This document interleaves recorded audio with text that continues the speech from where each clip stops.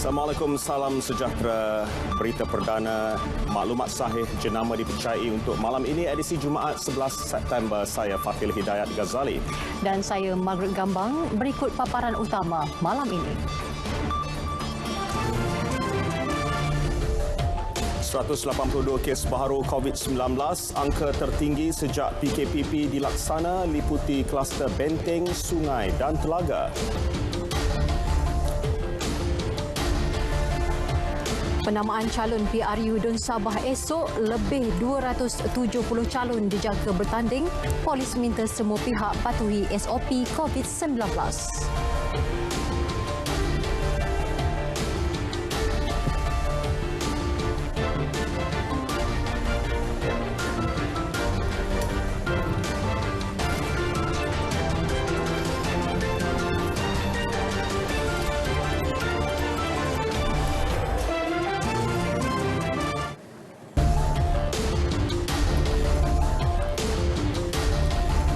Situasi COVID-19 memulakan perkembangan berita perdana untuk malam ini. Kes baharu melonjak kepada 182 hari ini sekaligus merupakan angka tertinggi sejak Perintah Kawalan Pergerakan Pemulihan PKPP dilaksanakan. Daripada jumlah itu, 181 merupakan kes tempatan.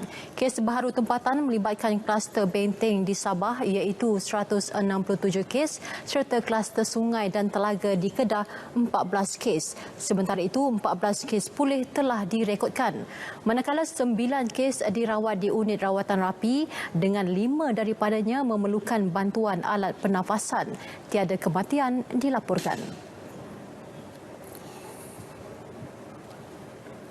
Sementara itu, bagi pecahan kluster benteng Lahad Datu, daripada 167 kes baharu, 76 daripadanya merupakan warga tempatan. 70 kes ialah banduan dan 6 kes melibatkan orang awam yang dikesan melalui saringan kontak rapat. Manakala baki 91 kes lagi pula bukan warga negara dari Filipina dan Indonesia. Bagi kluster sungai terdapat 11 kes dan kluster telaga 3 kes. Setakat ini, Kementerian Kesihatan memaklumkan pelaksanaan PKP di pentadbiran berjalan lancar dan masyarakat setempat memberikan kerjasama yang baik. Berikut status terkini COVID-19 dalam negara. Dan diikuti data kes positif harian mengikut negeri-negeri.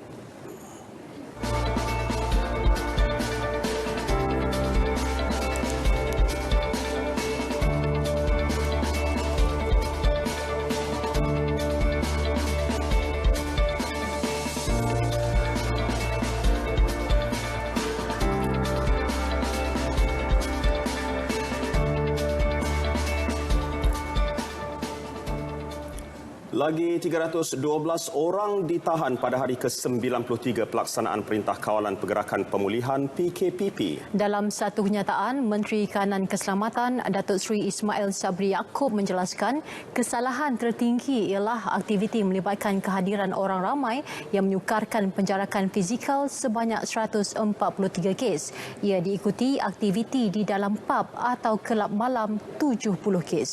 Kesalahan lain seperti gagal menyediakan peralatan atau catatan keluar masuk 37 kes, tidak memakai pelitup muka 23 kes, warga asing tanpa dokumen perjalanan 7 kes, premis beroperasi melebihi tempoh 1 kes dan disyaki menjalankan aktiviti pelacuran 31 kes. Daripada jumlah keseluruhan yang ditahan, seramai 38 individu direman, 7 individu dijamin manakala 38 individu pula dikenakan kompaun. Menerusi operasi benteng pula, 86 parti, 1 penyeludup dan 1 tekong telah pun ditangkap. Tindakan tegas akan dikenakan terhadap mana-mana pihak yang cuba memasuki sempadan negara secara haram.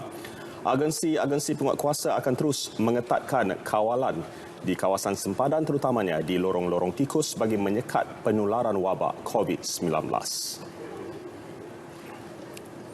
Golongan profesional perlu bersedia untuk menjadi pakar dalam bidang masing-masing dan muncul sebagai yang tersohor mewakili universiti, masyarakat dan negara. Golongan itu juga perlu tampil dengan sumbangan yang lebih besar, bukan hanya kepada pembelajaran, penyelidikan dan pengkomersialan semata-mata, malah untuk manfaat rakyat dan negara. Perdana Menteri Tan Sri Muhyiddin Yassin berkata ia penting bagi memastikan masyarakat dapat menikmati kepakaran mereka sebagai cendekiawan dan ilmuwan ilmuwan dalam usaha membangunkan masyarakat. Katanya kekurangan pakar yang ingin mampu menonjolkan diri menyebabkan negara masih belum mempunyai Nobel Laureate. Cabaran saya agar IPT mulai bersaing untuk menganjurkan aktiviti-aktiviti yang boleh menghasilkan Nobel Laureate yang boleh menjadi kebanggaan negara dan dunia ini. Beliau berucap pada majlis perjumpaan bersama warga Institut Pengajian Tinggi Sabah dan penyampaian tawaran program Derma Siswa My Brighter Future di Dewan Chancellor Universiti Malaysia Sabah UMS Kota Kinabalu. Dalam ucapannya, Tan Sri Muhyiddin turut menekankan universiti dalam konteks moden tidak lagi dianggap sebagai menara gading yang eksklusif dan terasing daripada masyarakat. Sebaliknya, perlu menjadi salah satu komponen ekosistem masyarakat yang memberi pengukuhan kepada negara dan dunia. Pada majlis sama, Tan Sri Muhyiddin turut mengumumkan berita gembira. Tenaga Nasional Berhad TNB menerusi Yayasan Tenaga Nasional YTN akan meneruskan penajaan program Derma Siswa My Brighter Future MyBF kepada 2,500 pelajar baharu golongan B40 setiap tahun sehingga tahun 2022. Pelajar yang ditemui menzahirkan rasa syukur terpilih sebagai penerima program Derma Siswa MyBF. Saya gembiralah sebab menerima beasiswa ni kan, sebab bukan sikitlah dia bagi. Memang bagi kami beasiswa ni sangat-sangatlah dapat membantu dari segi pembelajaran kami, dan memang tak ada masalah pasal nak study sini, nak fikir pasal kewangan kan, memang tak ada masalah lah. Memudahkan untuk sama belajar lah. Keluarga pun tidak senang. Dengan dapat beasiswa tu, Derma Siswa tu, saya dapat teruskan sampai diploma ijazah. Terima kasih kepada TNB sebab bagi Derma Siswa. Sangat bersyukurlah sebab terima tawarannya pun tidak tahu mengejut. Saya sangat bersyukurlah. Saya akan guna tawaran Derma Siswa ini dengan sebaiknya untuk melanjutkan pelajaran seterusnya. Program Derma Siswa MyBF memberi keutamaan kepada pelajar dari keluarga berpendapatan rendah seluruh negara yang mengikuti pengajian dalam bidang tertentu. Di Sabah, seramai 315 pelajar telah mendapat manfaat menerusi program ini. Ia melibatkan 225 pelajar yang sedang melanjutkan pengajian di peringkat ijazah sarjana muda, 70 pelajar peringkat diploma dan 20 pelajar di peringkat sijil. Terdahulu, Tan Sri Muhyiddin turut menyaksikan majlis menandatangani nota kerjasama antara Kementerian Pengajian Tinggi dengan YTN bagi mengukuhkan lagi jalinan kerjasama pelaksanaan program MyBF.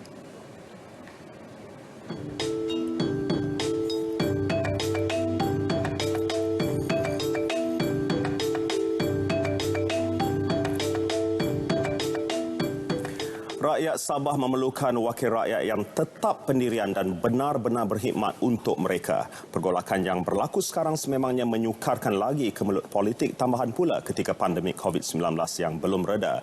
Laporan Maria Ishak menjelang hari penamaan calon pilihan raya umum DUN Sabah esok. Pensyarah Kanan Komunikasi Fakulti Sains Sosial dan Kemanusiaan Universiti Malaysia Sabah Profesor Madya Dr. Lee Kwok Tiong telah menjangkakan pergolakan ini akan berlaku sejurus keputusan PRU 14 yang lalu, tetapi melalui pilihan raya juga perkara ini dapat diatasi secara demokrasi. Bagi saya, mungkin rakyat harus ambil ketetapan bahawa budaya yang tidak sihat ini, budaya macam parti melompat ini harus dihentikan. Okay? Dan semua ini actually adalah di tangan kuasa pengundi. Dan sebenarnya pilihan raya merupakan pendekatan terbaik untuk dalam sistem demokrasi ini, iaitu mengembalikan mandat rakyat itu balik semula kepada rakyat untuk memilih. Bagaimanapun, berdasarkan keadaan politik Sabah, Profesor Madya Dr. Lee berkata banyak calon bebas dijangka bertanding kali ini kerana mereka hilang kepercayaan kepada wakil rakyat sedia ada. Saya menjangkakan pada kali ini kita akan menyaksikan banyak calon-calon bebas, daripada kalangan mereka yang rasa kecewa dengan kedua-dua belah pihak, sama ada Perikatan Nasional ataupun Warisan. Okey. Dan atas sebab faktor begitu banyak parti bertanding pada kali ini, saya menyangkakan undi pada kali ini akan berpecah. Esok 73 kerusi DUN dipertandingkan, pertambahan 13 kerusi baharu berbanding 60 kerusi pada PRU ke-14. 1.12 juta pengundi layak memilih. SPR menjangkakan lebih 70% pengundi akan menunaikan tanggungjawab. Setakat petang tadi, 15 parti dengan 273 calon mengesahkan untuk bertanding dan akan mengemukakan pencalonan masing-masing di 64 pusat penamaan calon. Manakala pengarah Suruhanjaya Pilihan Raya Sabah, Rohiman Rahia berkata tiada perkumpulan beramai-ramai penyokong atau perarakan penyokong parti mengiringi calon ke pusat penamaan calon dibenarkan. SOP wajib dipatuhi ketika calon dan penyokong di hari penamaan calon supaya penularan COVID-19 dapat dibendung. Perikatan Nasional PN dianggotai Parti Peribumi Bersatu, Parti Solidariti Tanah Air Kosta dan Parti Maju Sabah SAPP bakal mengemukakan calon masing-masing berjumlah 29 orang dalam proses penamaan calon esok. Barisan Nasional BN bersama 3 parti komponen iaitu UMNO, MCA, PBRS 36, manakala Parti Bersatu Sabah PBS, Parti Mesra PN mengemukakan 15 calon, manakala PHRS 4 calon. Sementara Parti Warisan Sabah, Warisan Plus bersama 5 gabungan iaitu Warisan, APKO, PKR, DAP dan Parti Amanah mengemukakan 73 calon. Parti Cinta Sabah PCS pula mengumumkan 72 calon dan Parti USNO akan bertanding di 44 kerusi DUN. Bersatu dipimpin Ketua Badan Pimpinan Bersatu Sabah Datuk Seri Haji Jinor akan mempertahankan kerusi DUN Sulaman yang ditandinginya pada PRU lepas. Timbalannya Datuk Seri Panglima Masidi Manjun juga turut mempertahankan kerusi Karanaan. Ketua Badan Perhubungan UMNO Datuk Seri Bung Mokhtaradin bertanding di kerusi DUN Lamak, kerusi baharu dalam Parlimen Kinabatangan. Timbalannya Datuk Yaqubah Khan pula bertanding di DUN Karambunai. Sementara itu, timbalan Presiden PBS Datuk Seri Panglima Radin Malik bertanding semula di DUN Melalap dan bakal ditentang Naib Presiden Warisan Datuk Peter Anthony penyandang kerusi berkenaan. Seorang lagi Naib Presiden PBS Datuk Dr. Yi Moh Chai pula akan bertanding bagi DUN Api-Api yang turut ditandingi pengerusi PKR sebagai penyandang Datuk Christina Liu. Ketua Penerangan PBS Datuk Joniston Bangkuai pula mempertahankan kerusi Kiulu dan akan ditentang Presiden APKO Datuk Seri Panglima Madius Tangau. Sementara itu, Presiden Warisan Datuk Seri Panglima Muhammad Syafiee Apdal terus mempertahankan kerusi DUN Senalang yang dimenanginya pada PRU umum lepas. Begitu juga Naib Presidennya Datuk Jaujan Sembakong turut mempertahankan kerusi DUN Sulabayan. Semua pihak terutama calon dan penyokong parti yang terlibat dengan PRU DUN Sabah ke-16 diminta mematuhi prosedur operasi standard SOP pencegahan COVID-19 yang telah ditetapkan.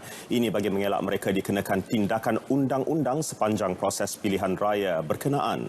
Menurut Suruhanjaya Polis Sabah Datuk Hazani Ghazali menerusi satu kenyataan media, PRU DUN Sabah akan bermula esok dengan proses penamaan calon dan kempen berlanjutan selama 2 minggu sebelum hari pengundian pada 26 September depan.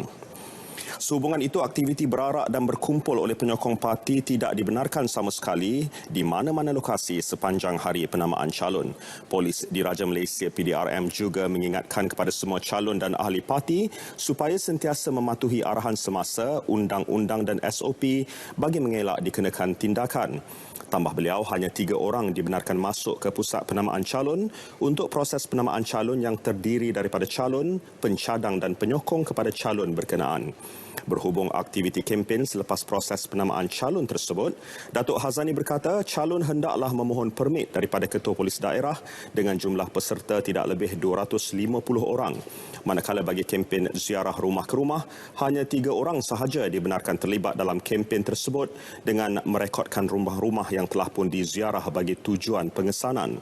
PDRM ujarnya amat menggalakkan calon parti bertanding dalam PRN DUN Sabah supaya menggunakan media sosial termasuk Facebook, WhatsApp dan lain-lain aplikasi untuk berkempen.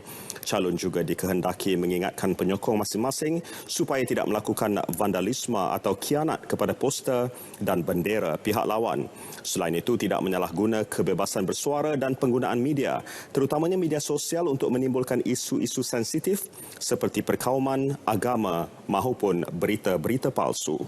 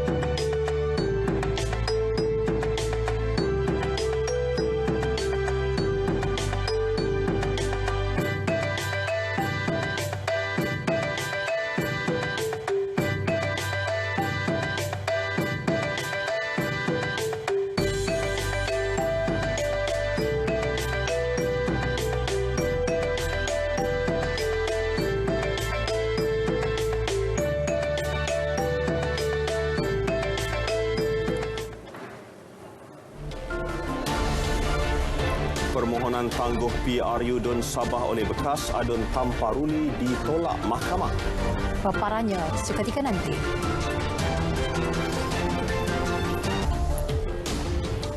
Masih bersama berita perdana. Mahkamah Persekutuan menolak permohonan bekas Adun Tamparuli Datuk Jahid alias Nordin Jahim untuk menangguhkan PRU Dun Sabah sementara menunggu perbicaraan rayuan Tan Sri Musa Aman mengenai siapa yang sepatutnya menjadi Ketua Menteri Sabah sejak Mei 2018. Keputusan dibuat panel 3 hakim diketuai Datuk Abdul Rahmat Sebli. Dua lagi hakim yang bersidang ialah Datuk Sabariah Muhammad Yusof dan Datuk Mary Lim Tiam Suan. Dalam keputusan 11 suara itu, hakim berkata mahkamah menghargai pentingnya menjaga integriti kedudukan pemohon tetapi pada masa sama mengutamakan proses demokrasi melalui pilihan raya. Kepentingan awam yang lebih besar melebihi kepentingan perayu. Datuk Jahid, penyandang kerusi Dun Tamparuli, akan mempertahankan kerusi itu dalam pilihan raya akan datang dengan tiket Parti Bersatu Sabah PBS.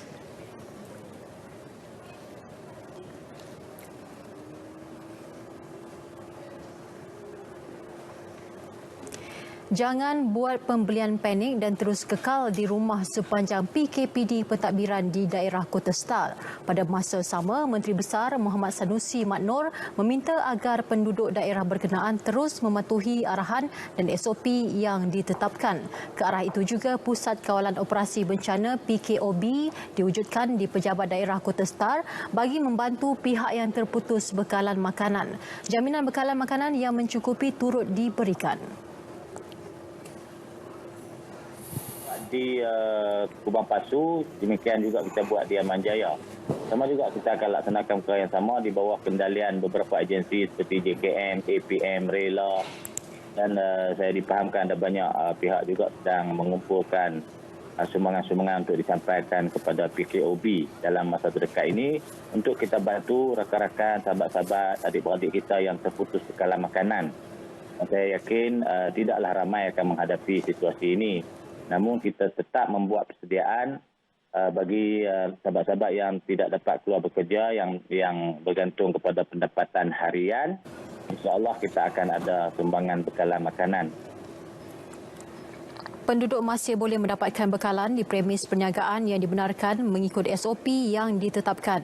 Tambahnya, pengalaman melaksanakan 2 PKPD pentadbiran bagi kluster Sivagangga dan Tawar telah berjaya membendung penularan COVID-19.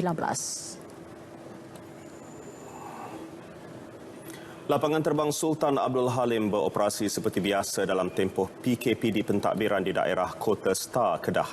Menurut kenyataan Malaysia Airports Berhad, sepanjang tempoh PKPD, sebarang pergerakan penumpang keluar dan masuk melalui perjalanan udara menerusi lapangan terbang itu perlu mendapat kebenaran polis Diraja Malaysia PDRM.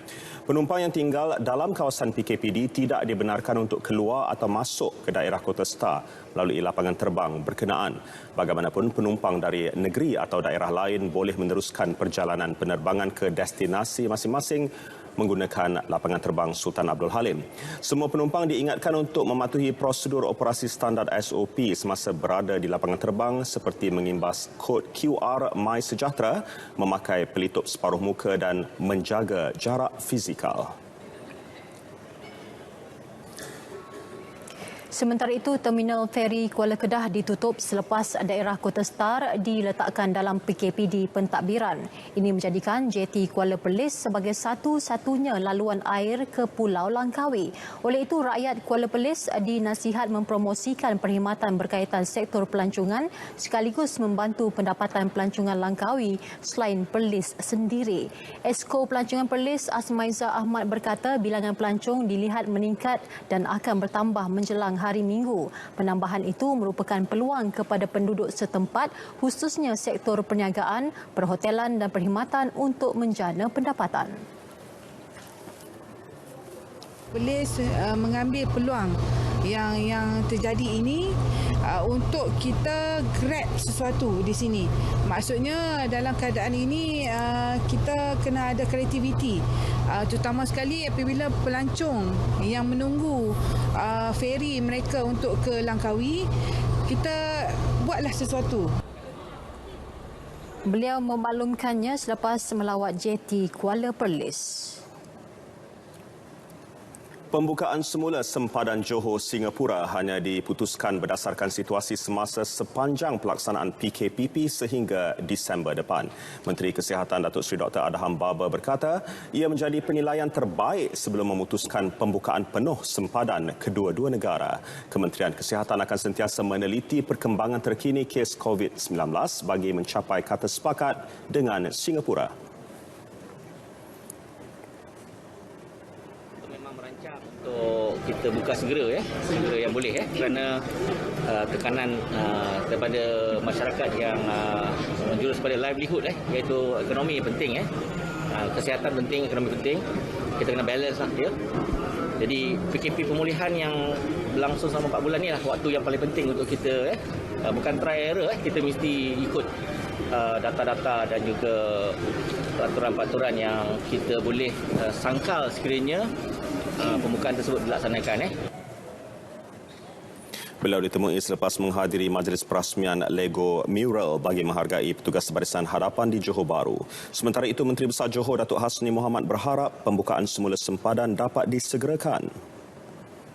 Kerajaan Persekutuan dapat mempertimbangkan kedudukan itu sebagai mana hasrat kita di Johor ni supaya dibuka bukan hanya terhenti kepada RGL dan juga PCA tetapi yang daily commuter ni 250 lebih ribu yang berulang alik ke Singapura, likewise Singapura ke Johor Bahru.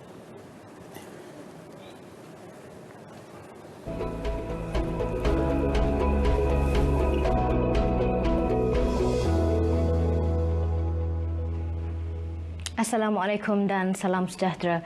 Kembali bersama Jabatan Meteorologi Malaysia pada malam ini untuk perkembangan cuaca yang terkini. Kita mulakan laporan cuaca dengan melihat terlebih dahulu pada paparan imej carta angin semasa di mana diperhatikan keadaan angin pada ketika ini lebih dipengaruhi oleh angin dari pelbagai hala dengan kelajuan sederhana kurang 40 km per jam. Oleh itu, buat masa ini tiada sebarang amaran terperingkat dikeluarkan oleh Jabatan Meteorologi Malaysia terutamanya melibatkan kesemua kawasan perairan di seluruh Malaysia buat masa ini. Selain itu, turut dicerap terdapat kawasan penumpuan angin di beberapa kawasan di Semenanjung juga di negeri Sabah dan juga Sarawak yang secara amnya memberikan potensi keadaan cuaca yang sedikit lembap di kawasan yang tersebut. Dan ini juga dapat kita lihat melalui paparan imej satelit semasa di mana pada ketika ini kelompok awan aktif lebih tertumpu di hampir ke semua negeri-negeri di Semenanjung Malaysia dan juga di hampir ke semua bahagian di negeri Sabah dan juga Sarawak pada ketika ini, yang menunjukkan keadaan hujan lebat beserta ribut petir yang sedang berlaku di kawasan yang tersebut. Melalui paparan imej gambar radar semasa pula diperhatikan keadaan hujan lebat beserta ribut petir yang berlaku sejak dari petang tadi kini masih lagi sedang berlaku, terutamanya melibatkan bahagian pedalaman negeri Kedah, negeri Perak, pedalaman negeri Selangor, pedalaman negeri Pahang serta melibatkan bahagian timur negeri Johor yang masih lagi boleh bergerak ke arah baratan dan seterusnya memberikan kesan keadaan cuaca lembap melibatkan kawasan pesisir pantai negeri Selangor, negeri Perak, negeri Kedah serta Pulau Pinang dalam tempoh 1 ke 2 jam sahaja lagi. Bagi negeri Sabah dan juga Sarawak pula, keadaan cuaca hujan lebat beserta ribut petir turut dicerap sedang berlaku melibatkan bahagian Kudat negeri Sabah, pantai barat serta pedalaman negeri Sabah yang dijangkakan boleh bergerak keluar ke kawasan perairan dalam tempoh sedikit masa sahaja lagi. Di negeri Sarawak pula, keadaan hujan lebat beserta ribut petir kini dicerap lebih tertumpu melibatkan bahagian tengah serta utara negeri Sarawak yang secara amnya masih lagi dijangkakan boleh berterusan sekurang-kurangnya sehingga ke lewat malam nanti. Selain itu, amaran ribut petir juga telah dikeluarkan oleh Jabatan Meteorologi Malaysia kira-kira jam 7.15 malam tadi melibatkan kawasan-kawasan yang terbabit dan keadaan hujan lebat beserta ribut petir ini akan dipantau dari semasa ke semasa. Oleh itu, orang awam di kawasan yang terlibat diminta untuk lebih berhati-hati dan sentiasa mengikuti perkembangan cuaca dari semasa ke semasa.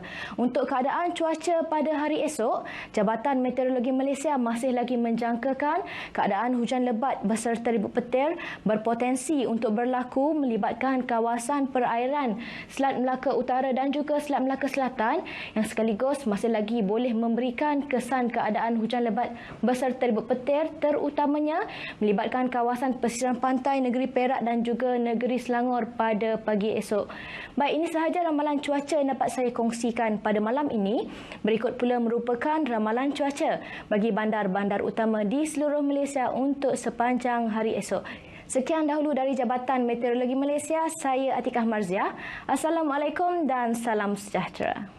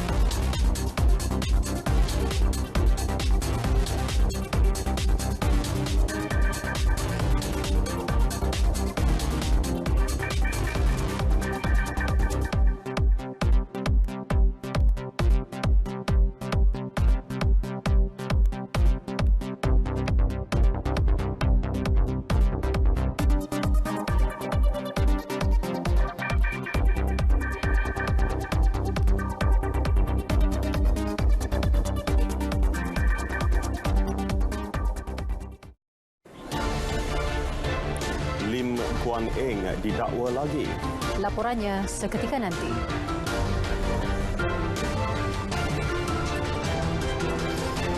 Hak asasi manusia, hak yang kita miliki sejak lahir, antaranya hak kepada nyawa, keperluan asas, kesihatan, pendidikan, kebebasan bersuara dan keselamatan. Hak asasi manusia dimiliki setiap orang tanpa mengira warga negara, jantina, status, bangsa atau agama. Sama-sama kita lindungi, penuhi dan hormati hak asasi manusia.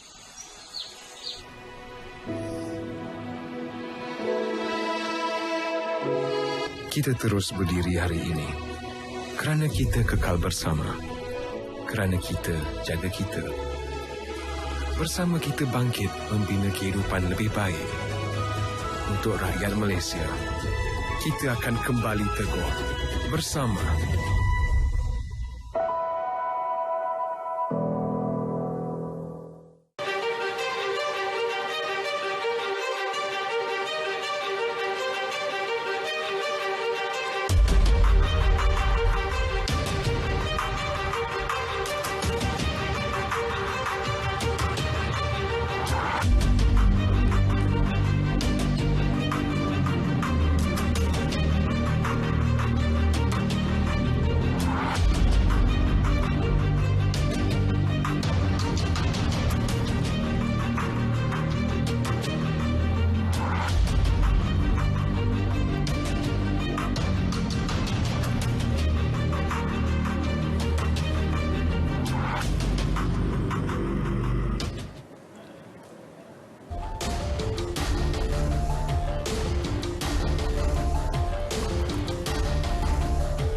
Bertemu kembali. Seperti biasa, setiap Jumaat kita ikuti harga mingguan minyak. Ia berkuat kuasa tengah malam ini sehingga 18 September.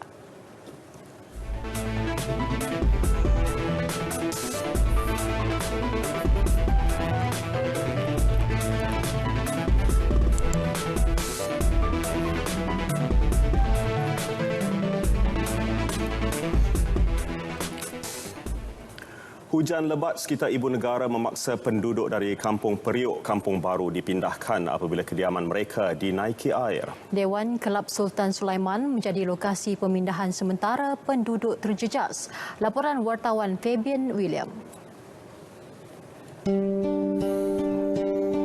Keadaan menjadi panik kerana air naik terlalu cepat setelah hujan lebat berterusan sejak jam 2 petang. Penduduk tidak sempat menyelamatkan barang dalam kediaman masing-masing. 5 penduduk daripada kawasan ini telah pun dipindahkan ke pusat pemindahan sementara banjir di Dewan Sultan Sulaiman akibat terjejas daripada banjir yang setinggi 1 meter semalam merupakan yang terburuk setakat ini dilaporkan di kawasan ini. Dan seperti anda boleh lihat sekarang ini adalah buku-buku sekolah dan juga dokumen-dokumen penting yang tidak dapat diselamatkan pada keadaan semalam. Nora Abu Bakar Siddiq, salah seorang mangsa yang mengalami masalah kesihatan sejak PKP lalu, berkongsi pengalaman cemas kerana beliau sukar untuk bergerak sendiri. Selalu yang tahun-tahun tak adalah seteruk ini, tapi ini yang paling teruk. Dalam habis. Satu tak dapat sip barang dapur, barang tempat tidur, barang semua lah, TV pun tak dapat sip, semua tenggelam. Dokumen pun habis, ubat ni ubat hospital macam habis semua tenggelam. Tak boleh makan dah.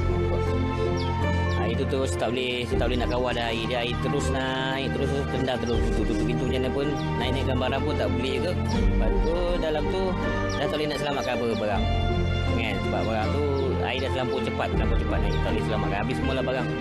Katil, properti air semua habis.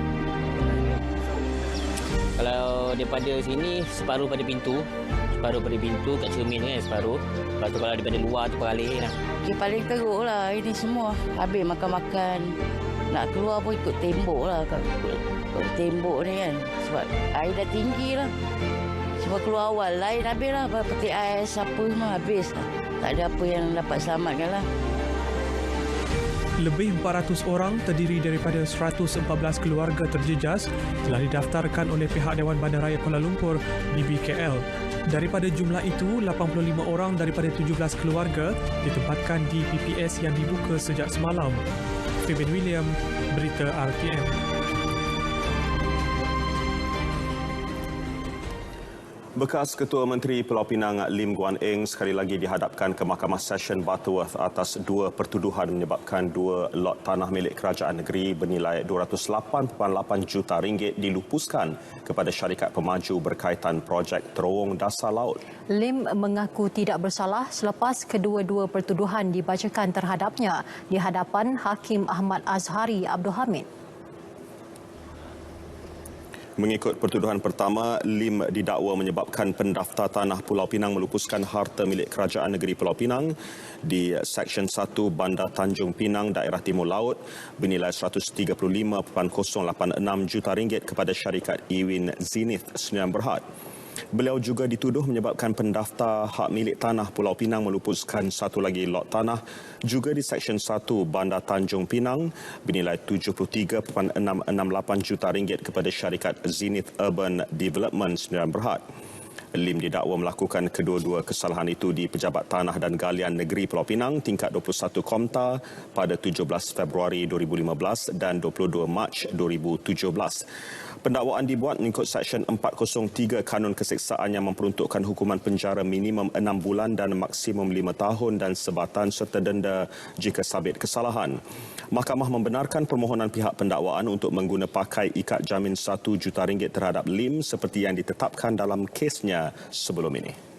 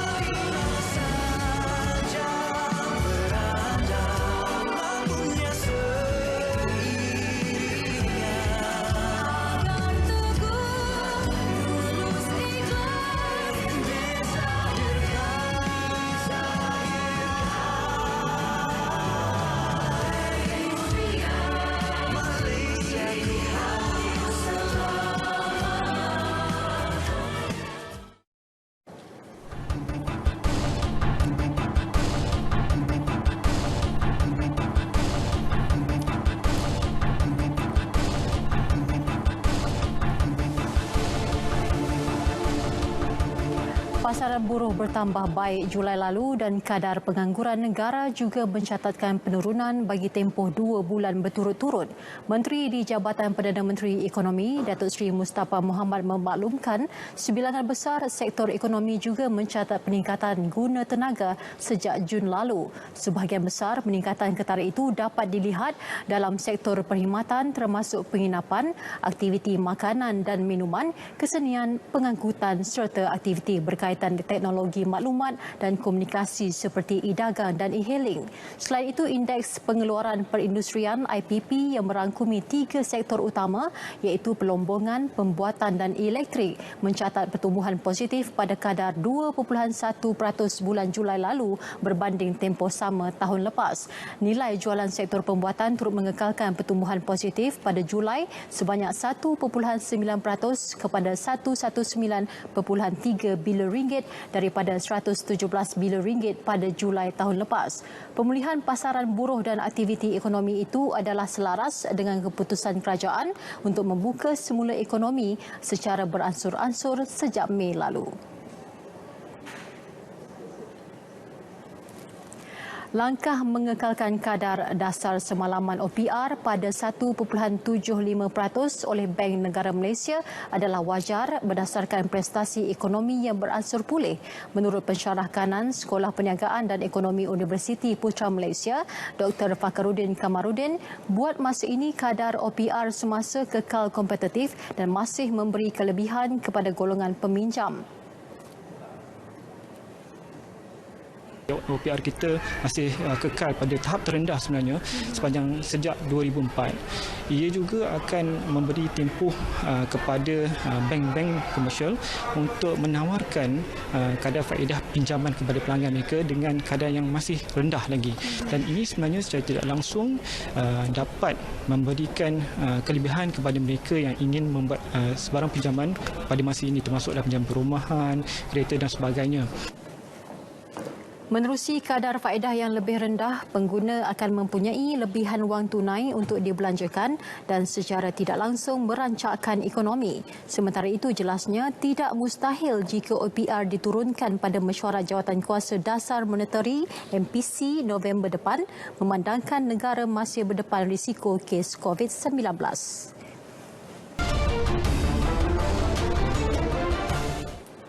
Baik, terima kasih Fatil dan juga Margaret. Assalamualaikum dan salam sejahtera. Persatuan Bola Sepak Malaysia FAM secara rasminya dimaklumkan oleh Konfederasi Bola Sepak Asia AFC bahawa kejuaraan bawah 19 AFC 2020 yang sepatutnya berlangsung di Uzbekistan dari 14 hingga 31 Oktober 2020 telah ditangguhkan ke awal tahun 2021.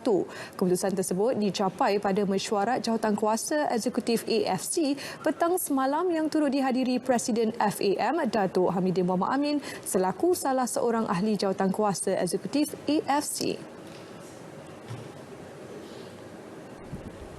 Penangguhan itu berikutan situasi semasa pandemik COVID-19 yang masih tidak menentu sekaligus menyaksikan AFC tidak dapat meneruskan perancangan untuk mengadakan pusingan akhir kejohanan berkenaan mengikut tarikh yang ditetapkan. FAM akan menyusun semula perancangan skuad bawah 19 kebangsaan untuk disesuaikan dengan tarikh baharu kejohanan yang akan diumumkan oleh AFC nanti. Sementara itu, Ketua Jurulatih skuad bawah 19 kebangsaan Brad Maloney menerima berita penangguhan itu dengan nada positif biarpun pasukannya sudah pun melakukan persiapan awal sejak dari kem latihan pusat fasa 1 bermula 6 Julai 2020. Pada majlis undian kejuaraan bawah 19 AFC 2020 yang berlangsung di AFC House Bukit Jalil pada 18 Jun 2020, Malaysia telah diundi dalam kumpulan D bersama Qatar, Tajikistan dan Yemen.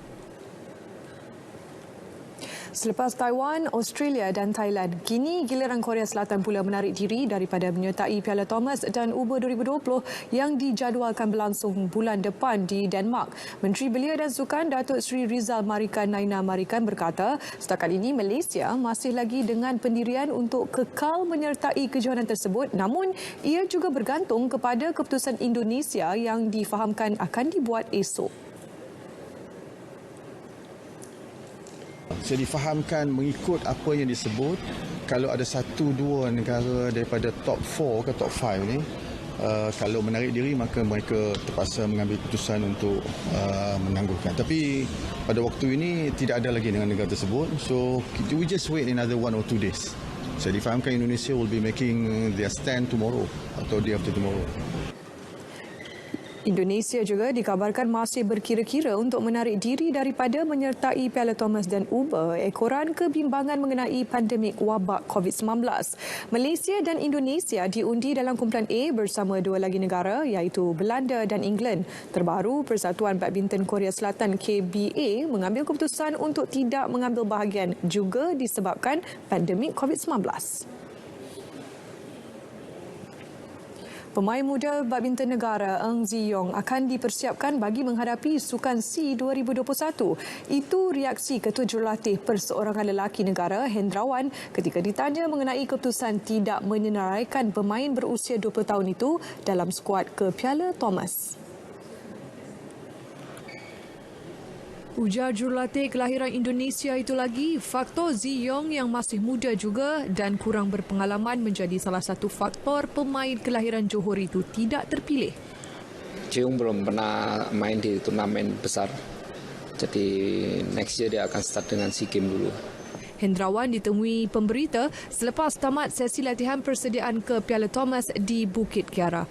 Kejohanan Piala Thomas dan Piala Uber bakal berlangsung pada 3 hingga 11 Oktober depan di Denmark. Perseorangan lelaki akan diketuai Lee Zijia dan disertai Leong Junhao, Chiam Jun Wei dan Liu Darren. Sebagai rekod, Eng Zi Yong telah menewaskan Leong Junhao 21-13, 21-8 dalam kejuaraan tertutup jemputan BAM pada 16 Ogos lalu.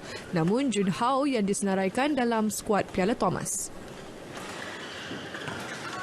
Persatuan Bola Sepak Melaka Musa berjaya melengkapkan proses penswastaan kelab menjelang tarikh akhir yang ditetapkan Persatuan Bola Sepak Malaysia FAM hujung bulan ini. Presiden FAM Datuk Hamidin Muhammad Amin dalam kenyataan hari ini mengucapkan syabas kepada Musa di bawah kepimpinan Presidennya Datuk Seri Sulaiman Mat Ali yang juga Ketua Menteri Melaka atas dedikasi penyelesaikan proses itu. Kedua-duanya sebelum itu bertukar pandangan serta berkongsi maklumat antaranya mengenai proses penswastaan kelab serta syarat-syarat pelesinan kelab, status kewangan Musa, peta hala 7 FAM serta visi dan misi Liga Bola Sepak Malaysia MFL. Dalam pertemuan sejam semalam, Datuk Seri Sulaiman turut menyatakan pihaknya akan sentiasa memastikan Musa mematuhi peraturan bola sepak FAM dan MFL dalam usaha menaikkan lagi mutu serta prestasi pasukan. Hadir sama Timbalan Presiden FAM yang juga Timbalan Presiden Musa Datuk Muhammad Yusof Mahdi, Setiausaha Kerajaan Negeri Melaka Datuk Seri Dr. Hasim Hassan dan Barisan Exco Musa. Penswastaan kelab dilihat mampu memperbaiki aspek pengurusan pasukan selain antara alternatif terbaik kepada kemeluk kewangan dihadapi pasukan sehingga menjejaskan proses pembayaran gaji pemain akibat kebergantungan kepada dana kerajaan negeri.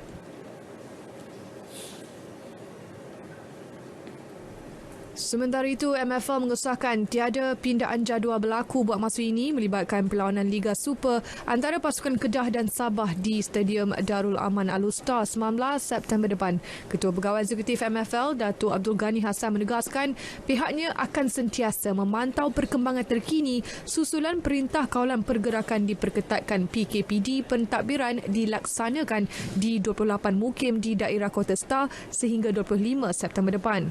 Namun, beliau tidak menolak kemungkinan berlaku perubahan jadual perlawanan yang berlangsung di Stadium Darul Aman jika situasi COVID-19 menjadi semakin serius. Kata Datuk Abdul Ghani, beberapa mekanisme telah pun dikaji melibatkan pertemuan Kedah dan Sabah itu jika perubahan jadual dibuat. Beliau berharap kesemua pasukan memahami dan tidak akan mempertikai jika berlaku sebarang perubahan. Baik, paparan itu tadi mengakhiri segmen sukan pada malam ini. Seterusnya, saya akan serahkan kembali kepada Fatil dan juga Margaret untuk segmen Hashtag. Silakan.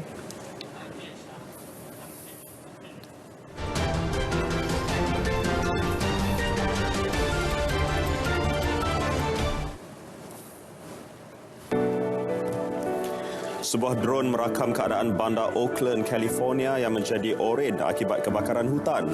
Kebakaran hutan menyebabkan debu berterbangan di udara sehingga bangunan dan kenderaan diselaputi debu. Bagi penduduk, mereka menyatakan keadaan itu seolah-olah seperti hari kiamat. Kira-kira 1,400 anggota bomba dan penyelamat berusaha memadam kebakaran di 25 kawasan titik panas.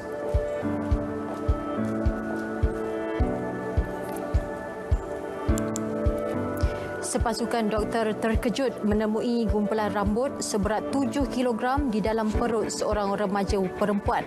Gadis yang hanya dikenali sebagai Kumari berumur 17 tahun dipercayai menghidap sindrom Rapunzel iaitu tabiat pelik memakan rambut sendiri. Dia dipercayai makan rambut sendiri sejak 10 tahun lalu. Comel dan menghiburkan di sebalik gambaran menakutkan haiwan liar yang mempunyai sisi comel ini amat menghiburkan. Dalam video yang dikongsi Daily Mail, seekor beruang dipercayai jenis grizzly diharap meniarap dalam air sambil menghembuskan nafas di permukaan air. Hasilnya muncul buih-buih yang dilakukannya berulang-ulang kali.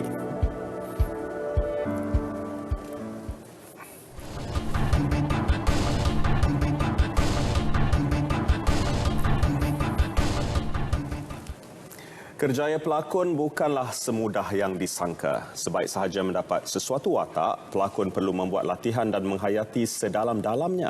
Ya, bagi Esma Daniel, lakonan merupakan cermin kepada masyarakat lebih-lebih lagi jika membawakan karakter positif. Lakonan ni adalah cermin masyarakat dan kebanyakan cerita lazimnya dia mengambil daripada kisah-kisah kehidupan masyarakat kita. Jadi rujukan kita sebagai seorang pelakon sebenarnya banyakkan tengok filem-filem ataupun drama-drama tempatan ataupun drama-drama luar untuk kita sesuaikan watak-watak yang diberikan kepada kita. Dalam pada itu, sebagai penggiat seni, beliau turut menyarankan kepada semua pihak agar terus menyokong usaha kerajaan, apatah lagi dalam tempoh krisis ekonomi akibat COVID-19. Tak langsung dia bagi satu circulation ekonomi. Ya, saya kepada SKS, kepada syarikat-syarikat mata, kita faham during hard time ni kita tengah facing world pandemic, meaning kita kena meniaga antara kita. So border pun belum boleh buka lagi. So apa yang kita dapat mampu lakukan, kita kena support among each other. Kita kena jaga kita. Beliau ditemui di set lokasi penggambaran filem Janet Sumpah Terlarang di Janda Baik baru-baru ini. Selepas berjaya melalui lagu Angkara, Aisyah Hanim bakal melancarkan lagu baharu bulan ini. Sebagai kelainan, lagu itu akan turut menampilkan seorang pelakon.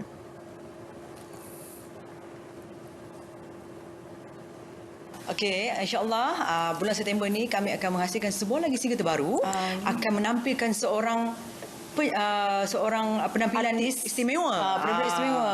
Dia bukan, kami Aisyah ni akan featuring dengan seseorang. Yang pastinya surprise. Dia bukan penyanyi sebelum ni, dia pelakon, tetapi kita tunggu dan kita dengar. Lagu terbaru itu memaparkan irama kerohanian. Aisyah Hanim berharap peminat dapat memberi sokongan.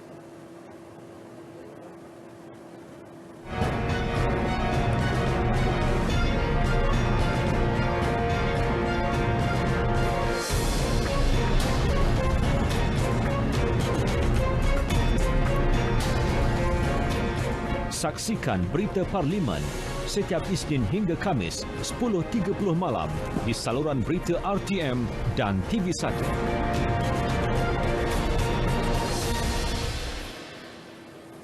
Baiklah, berita perdana edisi Jumaat 11 September berakhir di sini. Teruskan kesetiaan anda bersama dengan kami dan yang penting, kongsi momen indah anda sebagai rakyat Malaysia di media sosial dengan menggunakan hashtag Momen Negaraku. Ya, dan kibarkan juga jalur gemilang meriahkan sambutan Hari Malaysia. Pada masa sama, teruskan patuh SOP PKPP untuk membendung penularan COVID-19. Dengan itu, Assalamualaikum. Salam hormat dan jumpa lagi.